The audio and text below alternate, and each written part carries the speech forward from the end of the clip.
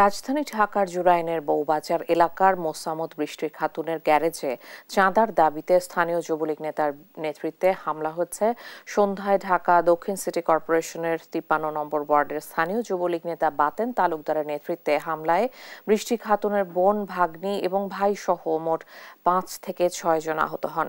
একজনের অবস্থা আশঙ্কাজনক হওয়ায় ঢাকা মেডিকেল কলেজের আইসিইউতে ভর্তি রাখা হয়েছে। বাকিরা ঢাকা মেডিকেল থেকে প্রাথমিক চিকিৎসা নিয়ে ফিরে গেছেন বাসায়।